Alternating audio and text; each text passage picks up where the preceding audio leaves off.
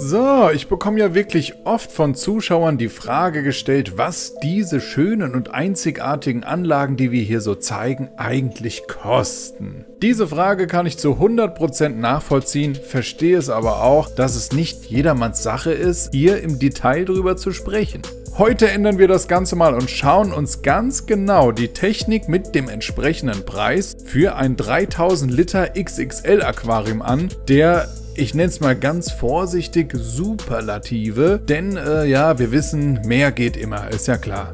So wie du es hier hast, ist wirklich eine komplette Spezialanfertigung. Das ist eine Spezialanfertigung. Was hast du denn bezahlt für den ganzen Pot? Natrop.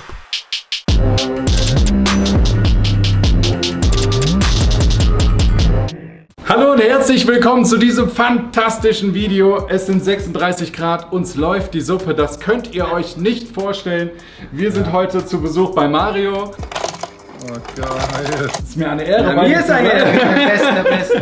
Du hast das volle Programm gewählt. Also ja, man könnte sagen, wenn du dir ein Auto bestellst, dann ist das, was hinter uns ist, die Vollausstattung. Die Klima ist nicht drin, die hast du extern eingebaut. Die war vorher schon 19 gestorben. Heute geht es um das Thema Ausstattung im Meerwasseraquarium in der XXL-Variante. Es soll so ein bisschen auch den finanziellen Aspekt mit einbeziehen. Der nicht ohne ist. Wir reden darüber, was du bezahlt hast, und da möchte ich dir auch danken, dass du da wirklich... Ja, man muss ja die Wahrheit sagen. Ja, ist nicht selbstverständlich. Man sagt ja niemals antäuschen. Stimmt. Du hast bei so einer Größe, das sind ja auch fast 3000 Liter, einen Technikbereich nur unterm Becken. Nur unterm Becken. Ich habe leider keine Möglichkeit für die Bohrung. Geht nicht. Umso spannender für uns, weil wir können uns das anschauen, wie man auch in der Größe wirklich alles unter ein Aquarium zimmern kann. Am Ende hast du gedacht, du hast noch viel Platz, und dann kam wieder was.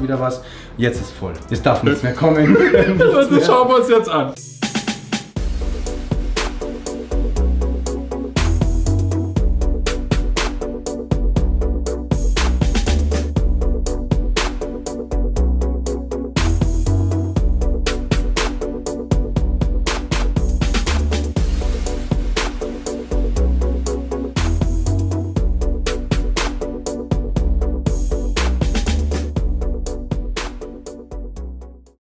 Wir haben die Dreambox damals designen lassen, beziehungsweise wir haben das uns überlegt. Und weil wir das Problem hatten, wir konnten den Keller nicht geben, statisches Problem. Und dann war einfach, glaube ich, nur für mich am Ende klar, dass es eine Dreambox wird. Wegen der Schwere, Größe und dass es fertig ist. Ich hasse da, wenn 1000 Kabel rumliegen. Ich hasse, wenn dann der Abschirmer nicht hundertprozentig dann passt oder wenn was rausschaut. Und dann war für mich ganz klar die Dreambox. Ja, du hast halt auch eine Elektrikerfirma, von daher... Genau, ich habe eine Elektrofirma, das ist elektrisch, was kein Problem alles. Genau. Ja, das haben wir lange geplant. Auch die Wasseranschlüsse, da kommen wir später dazu. Wir haben einen eigenen Wasserablauf, Zulauf und alles, das haben wir uns gut ausgedacht. Ja, und dann irgendwie habe ich diese Videos gesehen, auch deine Videos, und dann habe ich auch gesehen, wo Dreamboxen da sind. Irgendwie dachte, was ist das? Rot, so geil, Ferrari-mäßig. Und dann habe ich mich einfach mit der Firma mal unterhalten, angerufen. Ja, dann kamen die ersten Entwürfe, wo meine Freunde auch mitgeholfen haben. Der Kumpel von mir hat diese ganze Verrohrung gemacht und die Planung auch mit Algenrefugium, weil ich bin nicht der super Fraggle, das gebe ich ganz zu. Macht das jetzt auch nur gerade für 10 Jahre knapp oder so und hat damit kleine Becken. Letzten Endes, was ist eine Dreambox? Es ist ein Technikbecken, was quasi schon so weit vorkonfiguriert wird, dass du genaue Vorgaben hast, wo welcher Teil der Technik dann letzten Endes untergebracht wird. Wie zum Beispiel, was du gerade schon gesagt hast, Eigenrefugium, wo der Abschäumer sitzt und sowas. Das ist alles jetzt hier von Royal exklusiv. Außer die kleinen Nebenpumpen fürs GL-Zeug, sonst ist wirklich alles von Royal exklusiv, was man haben konnte. Wir wollten ein komplettes Konstrukt von denen haben, weil ich muss sagen, qualitativ. Man darf nicht vergessen, hier ist die Technik oben und wir sind im Wohnzimmer. Wir haben auch keine Lust gehabt, dass wir irgendwie ständige Geräusche hören. Das alte Becken hat uns das gezeigt, wie viele Geräusche da wirklich passieren. Wenn man jetzt mal von der Box ohne Technik ausgeht, was muss man dafür bezahlen, um quasi den Luxus zu haben, sich nicht einfach nur ein Glasbecken dahin zu stellen, sondern das halt ein bisschen nobler unterzubringen? Also ich habe den Abschirmer damals extra gekauft, das war schon vorher, weil ich wollte den Abschirmer schon vorher haben, bis ich mich dann für diese Dreambox entschieden habe. Ich glaube, so wie die da steht, mit diesem Abschäumer, Fließfilter, Reaktorgeschichte dazu, also ohne Algenrefugium. Jetzt fangen wir mal von nackig von dem Ding an, war ich bei 7.000 bis 8.000 Euro. Genau weiß ich es auch nicht mehr. Ich will auch nicht mehr darüber nachdenken. Und ich komme und nerv dich. Nein, den nervst du nicht. Ich habe gesagt, wir machen das. Weil es ist ja, man muss ja ich habe damit kein Problem, es ist die Wahrheit, es kostet so viel, aber es bringt auch viel, ja, und das muss man auch wirklich sagen. Ich glaube so 8.000 € nur diese Dreambox selber, dann so Gimmicks wie das Unterbecken, wie die Dosierbehälter, wie das Algenrefugium, habe ich auch von der exklusiv bauen lassen, ja, dass es schön da reinpasst. Auch die Halterung für die UV-Lampe, weil wir haben eine freistrahlende UV-Lampe, das ist ein kleiner Unterschied zu diesen gängigen Lampen, die man ja hat, die mit Wasser durchflutet werden, sondern die liegt da frei im Dings drin und deswegen ist die Dreambox auch keine normale Dreambox, die haben ja so Standardgrößen auch im Angebot, sondern die musste so wirklich gebaut werden, geklebt werden, weil ich 1,10 Meter gebraucht habe. Ah, also das, so wie du es hier hast, ist wirklich eine komplette Spezialanfertigung. Das ist eine Spezialanfertigung. Sie haben mich gesagt, können Sie nicht 1 Meter machen? Ich habe gesagt, das geht nicht, weil meine Lampe schon 1 Meter ist. Meine UVC-Lampe, also eine Magan-Lampe mit 90 Watt. Deswegen ist das Ding leider größer geworden und war wieder teurer. Ja, und dann ist das so rausgekommen, genau. Jawohl, dein Ziel ist es ja wirklich alles zu automatisieren. Also wir reden hier von automatischem Wasserwechsel etc. pp. Genau, haben wir lange gearbeitet, über GHL machen wir das. Ja. Nächteweise haben wir hier uns den Kopf zerbrochen, wie wir diese Dosierungen machen und diese Schaltvorgänge, dass wenn du einen Wasserwechsel machst, dass die Förderpumpe ausgeht. Wenn die Dosieranlage, das Plankton, was ja im Kühlschrank sein muss, dass das wieder nicht in dem Rohr bleibt, in den Schläuchen drin, sondern zurückläuft. Ja, zeig uns das doch mal bitte. Ja, klar. Was brauchst du denn, um überhaupt diesen Automatisierungsprozess zu starten an Gerätschaften? Von GHL zum Beispiel jetzt. Also ich habe den Profilux 4, das ist die Steuerung, genau. Das komplette ist das Herz Steuerung sozusagen. Genau, dass du verbinden kannst mit dem iPad, das ist das Herz. Genau. Nenne ich es jetzt mal, ja. Dann die Venen sind die Dosierer. Du hast dann, ich habe 2 Dosierer, 2 Vierfachdosierer. Dann haben wir den KH Director, das ist ein eigenes Gerät für den KH zu messen.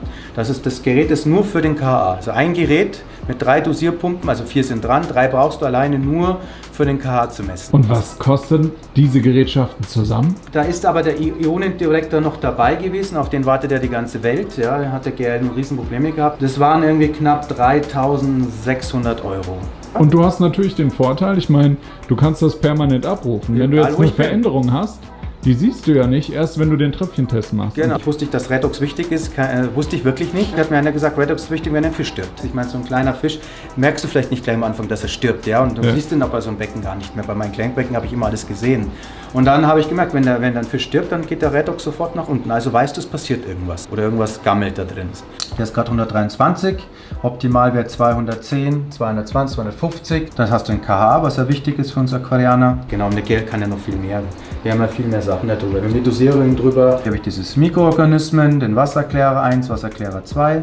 Das Plankton zeigt auch den Füllstand an, was toll ist natürlich. Wir haben auch diesen Wasserwechsel, wo du vorher erwähnt hast. Das ist auch einmal hier von Royal exklusiv. Genau, da mache ich Salzwasser an, also das Osmose läuft bei mir automatisch ins Technikbecken und da. Das bedeutet, wenn ich einen Wasserwechsel starte, da drücke ich eine Taste einfach beim GL auf dem iPad drauf.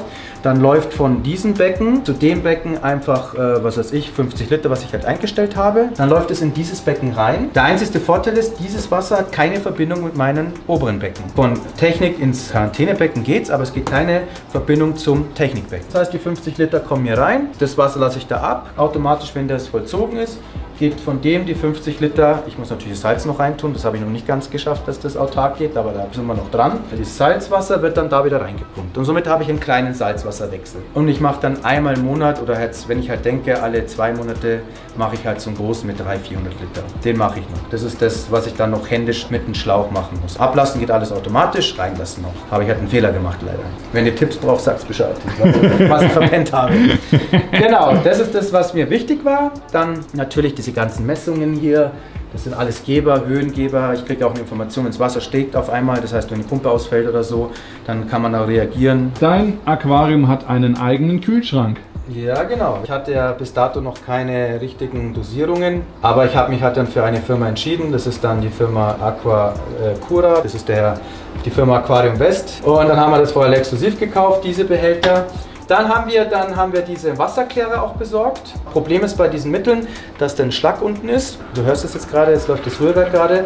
Wenn das sich nicht rühren würde, würde das immer unten eine Schlacke bleiben. Du hast ja auch in deinem Abschäumer drin sogar. Haben einen direkten Abfluss gebaut für das Wasser, was halt rübergefiltert wird, also was halt abschäumt.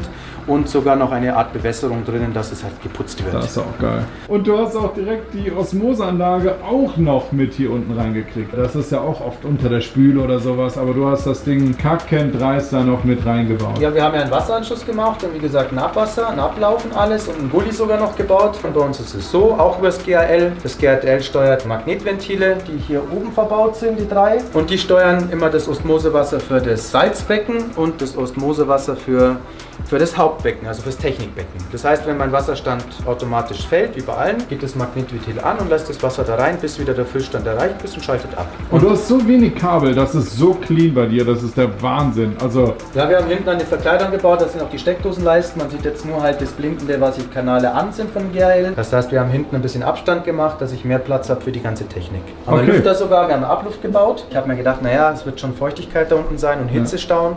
Und deswegen haben wir noch einen Abluft nach draußen gemacht, wie halt eine Küche oder wie ein Badlüfter sozusagen, der bei Feuchtigkeit angeht. Ja, dann widmen wir uns doch mal dem Thema Kosten. Ah, ja, gerne. Was hat denn das Becken an sich gekostet bei dir? Also das Aquarium selber hat gekostet, das ist ein gebrauchtes bzw. neues, hat jemand gekauft in Nürnberg scheinbar, hat nicht die Statik berechnen lassen und hat es beim Heft der Befüllnis in seinen Boden gebrochen. Geil. Deswegen ist es bei uns nicht optimal. Du weißt, wir haben ja schon darüber geredet, dass der Ablaufschacht leider genau im Sichtbereich von unserem Esstisch ist. Ja. Aber ich wusste, dass die Zeit, es war ja Corona-Zeit, wo bei mir der Umbau und alles war und ich habe schon viele Anfragen gehabt für ein Becken selber bauen, aber ich hatte nie eins bekommen in der Zeit, wie ich es haben wollte, bin ich ehrlich. Dann war das im Internet drinnen, eBay Kleinanzeigen, habe ich da angerufen, ja, ich habe hier ein 3,20 Meter, ich wollte eigentlich nur ein 3 Meter Becken, weil genau unser Anbau 3 Meter ist. Und ich war einfach total, wie heißt das?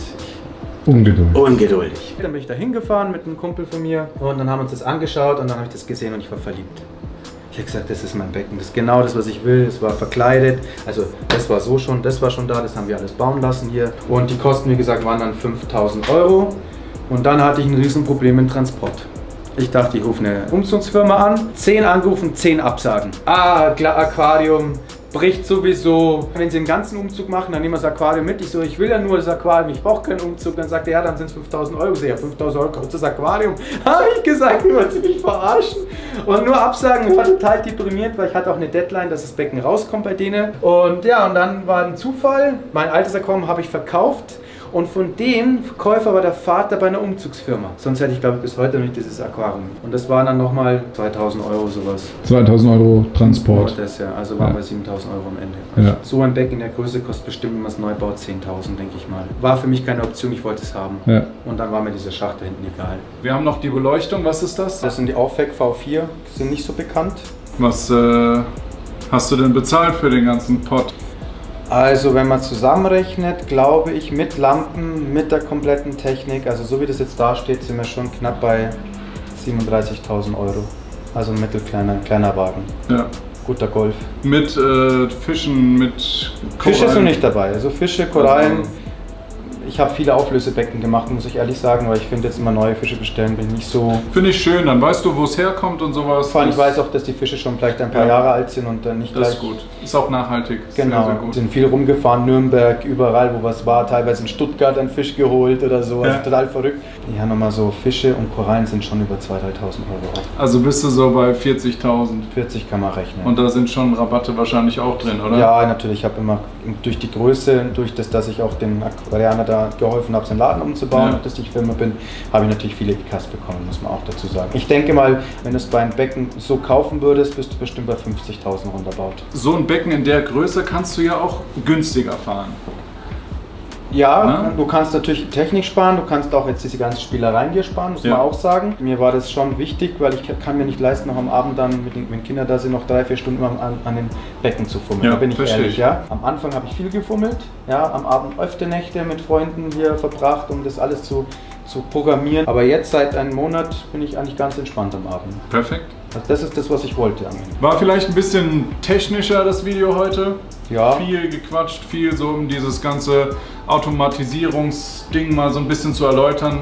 Aber ich denke, das war auch ganz interessant. Ich hoffe, dass es nicht gelangweilt hat. Ich hoffe, mein Becken gefällt euch. Und nochmal der Beste. Ah. Danke dir. Das muss sein. Das muss sein. Natürlich sind Kosten im, in Anführungsstrichen, unnötigen Hobbybereich immer eine sehr sensible Geschichte. Von daher lasst uns hier in den Kommentaren auch vorbildlich mit dieser Thematik umgehen. Das Geld sollte in so einem Luxushobby meiner Meinung nach nicht im Vordergrund stehen. Dennoch finde ich es wichtig, auch mal hierüber zu reden. Von daher, ich hoffe, das Video hat euch gefallen und es wäre mir eine Ehre, wenn wir uns auch nächstes Mal wiedersehen.